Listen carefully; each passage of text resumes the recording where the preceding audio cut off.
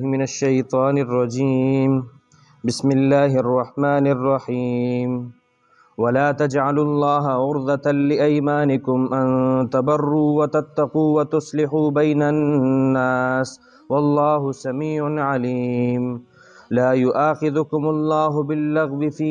أيمانكم ولكن يؤاخذكم بما كسبت قلوبكم والله غفور حليم للذين يؤلون من نسائهم تربص 4 أشهر فإن فاءوا فإن الله غفور رحيم وإن عزموا الطلاق فإن الله سميع عليم صدق اللہ العظیم رب اشرح لی صدری ویسر لی امری واحلل عقدۃ من لسانی یفقہوا قولی آمین۔ سورۃ البقرہ کی آیت نمبر 224 سے 227 4 آیات آپ کے سامنے تلاوت ہوئی۔ دعا فرمائیے اللہ تعالیٰ آیات کا صحیح مفہوم عرض کرنے کی توفیق عطا فرمائے، آمین۔ پچھلے درس میں آپ کے سامنے قسم اٹھانے کے بارے میں کچھ تفصیل رکھی تھی، وہ کچھ دہرا دیتا ہوں پھر کیونکہ اگلی بات کا تعلق اسی کے ساتھ ہے۔ آپ کے سامنے یہ بات رکھی تھی کہ اللہ تعالیٰ نے شریعت میں سوائے اللہ کے کسی اور کے نام، اللہ کی ذات یا اللہ کی صفات میں سے کسی صفت کے علاوہ کسی اور کی قسم اٹھانا ناجائز ہے، بلکہ آپ علیہ السلام نے فرمایا من حلف بغیر اسم اللہ، جس نے اللہ کے علاوہ کسی اور کے نام کی، کسی اور کے قسم اٹھائی تو گویا کہ اس نے اللہ کے ساتھ شرک کیا، یعنی اگر اس نے وہ درجہ دیا اس کو جو اللہ کو دیا جاتا ہے تو وہ شرک ہے، ورنہ ناجائز ہونے میں تو کسی قسم کا کوئی شبہ نہیں۔ آپ نے فرمایا تم میں سے کوئی اپنے آبا و اجداد کی، اپنی ماؤں کی، اپنے بیٹوں کی، بتوں کی کوئی کسی قسم کی قسم نہیں اٹھا سکتا، نہ کسی پیر کی، نہ کسی فقیر کی، یہاں تک کہ جناب نبی کریم صلی اللہ تعالیٰ علیہ وآلہ وسلم کی قسم اٹھانا بھی جائز نہیں۔ قسم اٹھائی جائے گی تو صرف ایک اللہ کی اٹھائی جائے گی، اللہ یا اللہ کی صفات، رحمان، رحیم۔ اسی طریقے سے قرآن کریم کی قسم، اگر قرآن کریم اللہ کی صفت ہے، قرآن کریم اللہ کی مخلوق نہیں ہے، لہٰذا اگر قرآن کی کوئی قسم اٹھاتا ہے تو قرآن کی قسم ہوگی، لیکن اس قرآن کریم کی نہیں، یہ تو ایک مخلوق ہے، یہ اس وقت جو ہمارے سامنے ہے، تو ہم قرآن کریم جو اللہ کا ایک وصف ہے، صفت ہے، اس کی قسم اٹھا سکتے ہیں، اور قسم اٹھاتے وقت اگر ہاتھ بھی رکھ دیا جائے تو اس میں کوئی اس کی گنجائش ہے، یعنی بات کو مزید سختی پیدا کرنے کے لیے۔ تو جہاں تک بات آئی، پہلی بات تو اللہ کے علاوہ کسی اور کی قسم اٹھانا جائز نہیں، اور اللہ کے نام کی قسم بھی اس وقت اٹھائی جائے گی جب جس معاملے میں آپ کو پکا یقین ہو، پکے اور سچے ہوں، تب اٹھائی جائے گی، ورنہ کسی اور جھوٹے معاملے میں اللہ کی قسم اٹھانا، تو یہ حدیث میں آتا ہے، آپ نے فرمایا گناہ کبیرہ میں سے یہ گناہ ہے کہ کوئی انسان اللہ کے نام کی جھوٹی قسم اٹھائے، اور جھوٹی قسم ایسی کہ اس کا نہ تو دنیا میں سوائے توبہ کے اور سوائے صدقہ اور خیرات کرنے کے اس کا کوئی چارہ نہیں، نہ تو اس کے بارے میں یوں کہا جا سکتا ہے کہ دنیا میں کوئی اس کا کفارہ ہو، جیسا کہ دیگر قسموں کا ہوتا ہے، جیسا کہ آپ کے سامنے ابھی بات آئے گی۔ تو دنیا میں اگر جھوٹی قسم اٹھائی جاتی ہے تو اس کے صرف ایک ہی وبال ہے کہ جہنم میں ایسا شخص جھوٹی قسم اٹھانے والا، اس کو یمین غموس کہتے ہیں، وہ شخص جہنم میں غوطے کھائے گا کیونکہ اس نے اللہ کے نام کا غلط استعمال کیا ہے۔ تو اللہ تعالیٰ نے قرآن کریم کی اس آیت میں بیان فرمایا وَلَا تَجْعَلُوا اللَّهَ عُرْضَةً لِأَيْمَانِكُمْ، تم اللہ کے نام کو استعمال مت کرو، یعنی آگے تو بات آ رہی ہے نیکی کے کام کرنے میں، جب اللہ تعالیٰ ایک نیکی کے کام میں کہ بچنے کے لیے اپنے نام کو استعمال کرنے سے منع فرما رہے ہیں، تو جو شخص اللہ کے نام کو جھوٹ اور غلط موقع پر، یعنی معمولی سی چیزیں، یہ چیز مجھے اتنے کی پڑی ہے، اگر آپ کی مرضی ہے آپ ایک چیز جتنے کی بیچیں، شریعت نے آپ کو اختیار دیا ہے، اگر حکومت کی طرف سے پابندی نہیں تو جو چیز آپ کی ہے آپ اپنی مرضی سے جتنی چاہے بیچیں، اگر حکومت کی طرف سے پابندی نہیں ہے، لیکن اس میں اس بات کی قسم اٹھانے کی کیا ضرورت ہے؟ آپ سیدھے کہتے ہیں بھائی اتنے کی ہے، چاہیے تو لے لو ورنہ چھوڑ دو، لیکن اللہ کے نام کو استعمال کرنا، چنانچہ اس کی یہ بہت سخت بات ہے۔ اگلی بات یہ کہ جب انسان قسم اٹھاتا ہے تو ایک قسم ایک تکیہ کلام کے طور پر ہوتی ہے کہ چنانچہ اٹھتے بیٹھتے اپنی ہر بات میں قسم اٹھانا اور اس بات کی پرواہ کیے بغیر کہ میں سچ بول رہا ہوں یا جھوٹ بول رہا ہوں۔ قرآن کریم کہتا ہے وَلَا تُطِعْ كُلَّ حَلَّافٍ مَّهِينٍ، بہت زیادہ قسم اٹھانے والے شخص کے پیچھے بھی نہ چلو، اس کی اتباع مت کرو، ایسے لوگ اکثر جھوٹ بول دیتے ہیں جو اللہ کے نام کا غلط استعمال کرتے ہیں۔ اگلی بات یہ تو ایسی قسم کہلاتی یمین لغو، لیکن اگر کوئی انسان اللہ کے نام کو استعمال کرے اس چیز کے لیے کہ میں آئندہ کوئی کام نہیں کروں گا یا آئندہ کوئی کام کروں گا، تو اس کے لیے یہ ہے کہ وہ اپنی قسم کو پورا کرے اگر وہ اس کام کے کرنے میں کوئی قباحت نہیں ہے۔ لیکن اگر اس کام کے کرنے میں کوئی مسئلہ ہوگا، مثال کے طور پر جیسا کہ عام طور سے لوگ کسی سے بات نہ کرنے کی قسم اٹھا لیتے ہیں، تو اگر ایسی قسم کو توڑنا ضروری ہے اور توڑ کر کفارہ دیا جائے گا۔ اور کفارہ کتنا ہوگا؟ دیکھیے اللہ کے نام کو استعمال کیا جا رہا ہے تو قرآن کریم 7ویں پارے میں کہتا ہے جو شخص اللہ کے نام کو استعمال کرے گا اس بات کے لیے کہ میں فلاں کام کروں گا، قسم اٹھاتا ہوں، اور یہ کہتا ہے فلاں کام نہیں کروں گا اور پھر اس کام کو اس کے برعکس معاملہ کرتا ہے تو کفارہ دینا پڑے گا۔ اور کفارہ یہ ہوگا کہ وہ 10 مسکینوں کو صبح شام کا کھانا کھلائے گا، یا 10 مسکینوں کو پونے 2 کلو گندم دے دے۔ ایک چیز تو یہ۔ دوسرا معاملہ اگر یہ نہیں کر سکتا یا اس کا اختیار ہے یا یہ کام کر لے کہ 10 مسکینوں کو جوڑے دے دے، 10 جوڑے دے دے تاکہ وہ اپنا لباس پہن سکیں۔ اور تیسرا جو کہ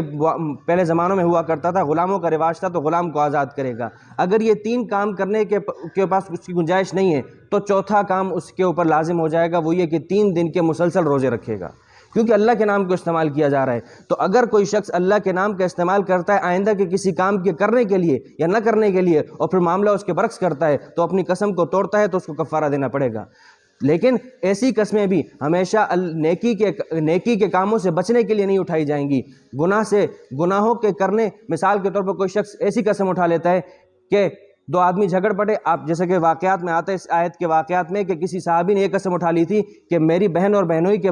درمیان جھگڑا ہوا ہے، انہوں نے صلح صفائی کرانے کی کوشش کی لیکن نہیں بنے، معاملات اور خراب ہو گئے، انہوں نے قسم اٹھا لی میں ان کے درمیان صلح نہیں کرواؤں گا۔ تو قرآن کریم تو صلح صفائی کروانا یہ دین میں تو بہت بڑی عبادت ہے۔ آپ کے سامنے گزشتہ دنوں روایت رکھی تھی، آپ علیہ السلام نے فرمایا کہ نفلی صدقہ، نفلی زکوٰۃ، نفلی نماز سے بڑھ کر یہ ہے کہ کوئی آدمی 2 آدمیوں کے درمیان، 2 بھائیوں کے درمیان، 2 رشتہ داروں کے درمیان، 2 دوستوں کے درمیان صلح صفائی کروائے۔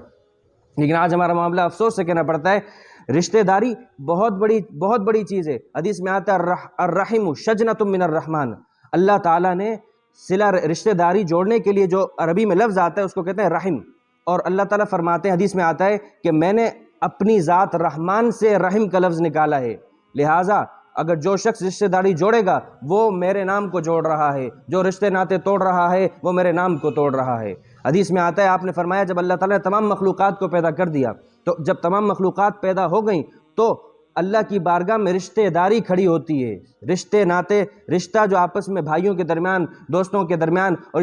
اصل رشتہ جو کہ خونی رشتے ہیں وہ رشتہ کھڑا ہوتا ہے اللہ کی بارگاہ میں، اور اللہ کی بارگاہ میں ہاتھ جوڑ کے کہتا ہے یا اللہ مجھے مت پیدا کیجیے۔ اللہ فرماتے ہیں کیوں؟ تو وہ کہتا ہے کہ مجھے لوگ توڑیں گے۔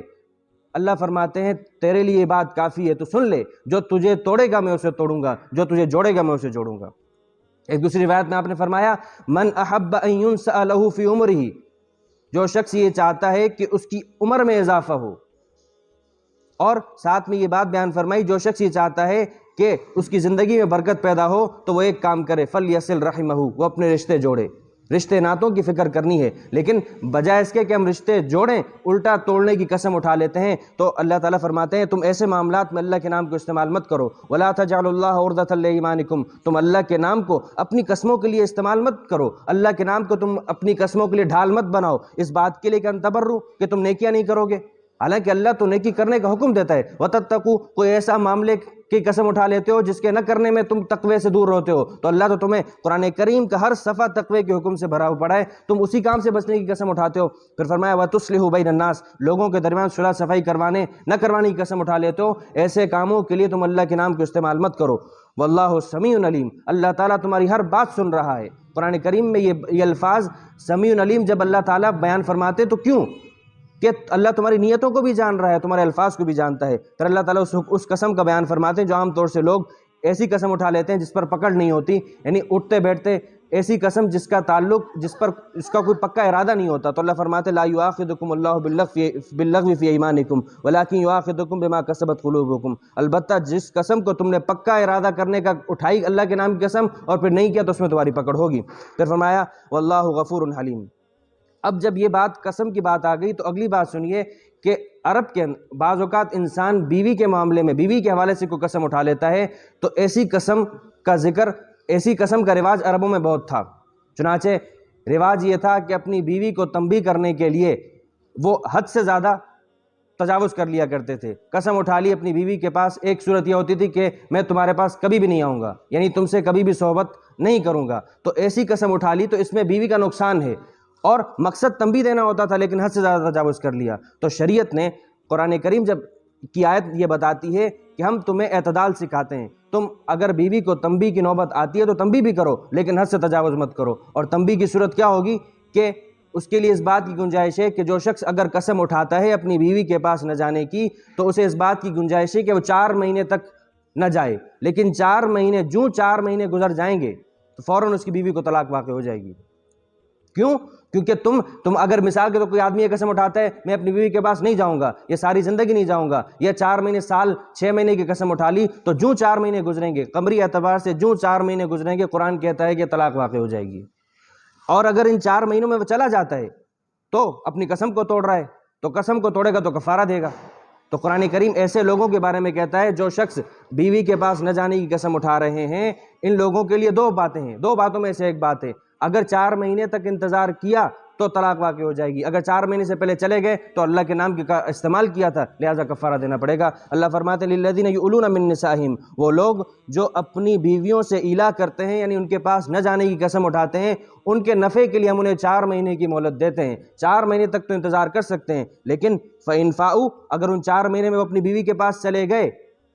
تو اللہ قسم کا کفارہ دیا جائے گا، اور جو انہوں نے بات کہی اور اس سے مکر گئے تو اللہ غفور الرحیم ہے، اللہ تعالیٰ غفور بھی ہے، ان کے گناہوں ان کی اس بات کو بخش بھی دے گا، اور اللہ بہت بردبار ہے۔ ہوتا تو تمہارے لیے تمہارے اس کہنے پر تمہیں بالکل مہلت نہ ملتی، تمہاری اس کہنے پر تمہاری بیوی تمہارے لیے حرام ہو جاتی، لیکن اللہ نے تمہاری تنبیہ کے لیے تمہیں اس بات کی اجازت دی۔ اور پھر فرمایا دوسرا پہلو وَإِنْ عَزَمُوا الطَّلَاقَ، اگر 4 مہینے نہ جانے، 4 مہینے گزر گئے اور بیوی کو طلاق دینے کا ارادہ کر ہی لیا تو فَإِنَّ اللَّهَ سَمِيعٌ عَلِيمٌ، تو جان لو کہ اللہ تعالیٰ تمہاری ساری باتیں سن رہا ہے اور تمہاری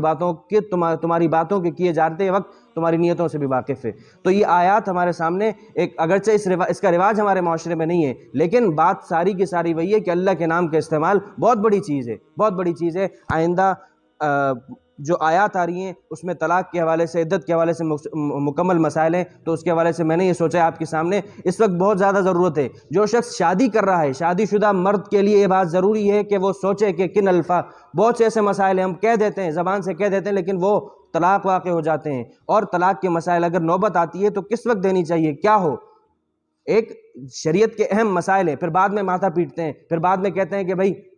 طلاق واقع ہو گئی، ایک لفظ کہنے سے ہمارے اتنے سالوں کا سال چھوٹ گیا، تو اس وقت احساس نہیں ہوتا جب ایک عورت آپ کے لیے اجنبی تھی، حرام تھی، اس کو دیکھنا درست نہیں تھا، اس وقت بھی تو آپ کی زبان کا ایک بول تھا نا، آپ نے قبول کیا تھا تو آپ کے لیے حلال ہو گئی تھی، تو اس وقت آپ کو سوچنا چاہیے، اس وقت بھی سوچنا چاہیے زبان کی اتنی اہمیت ہے کہ ایک عورت جو کہ حرام تھی وہ آپ کے لیے حلال ہو گئی، تو آپ کی زبان ہی کی وجہ سے وہ حلال آپ کے لیے حرام بھی ہو سکتی ہے۔ تو ان مسائل کو سیکھنے اور سمجھنے کی ضرورت ہے، اس حوالے سے بہت زیادہ بدعتالی ہے، پھر بعد میں ماتھا پیٹتے ہیں، پھر ادھر ادھر کے فتوے لیتے پھریں گے، جن کے بعد جو ایسے مسائل میں فتوے لیتے ہیں ادھر ادھر کے نااہل لوگوں سے، جس میں پھر بعد میں بدکاری میں شمار ہوتے ہیں۔ اللہ تعالیٰ عمل کی توفیق عطا فرمائے اور صحیح دین کا صحیح علم نصیب فرمائے، آمین۔